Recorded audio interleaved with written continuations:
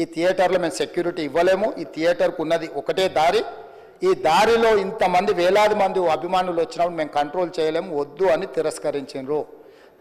తిరస్కరించిన తర్వాత కూడా 4 తారీఖు 9:30 ప్రాంతంలో హీరో రావడం జరిగింది. రావడం కారులో వచ్చి థియేటర్లపై సినిమా తీసి మళ్ళీ కారులో వెళ్ళిపోతే పెద్దగా ఇంత ఇబ్బంది జరుగుతుండేనేమో లేదో నాకు తెలియదు. కానీ ఎక్స్రోడ్ చౌరస్తా కంటే ముందు నుంచే కారులో రూఫ్ టాప్ ఓపెన్ చేసి రోడ్ షో చేసుకుంటే థియేటర్లకు పోవడంతో ఆ చుట్టుముట్టుతున్న 7-8 థియేటర్లలో ఉన్న సినిమా అభిమానులు మొత్తం ఇక్కడికే రావడంతో వేలాది మంది జమైండ్రు. ఆ గేట్ ఒక్కసారి హీరో కారు గేటు తెరవడంతో వేలాది మంది ఒక్కసారి ఉప్పెనలాకి వచ్చారు.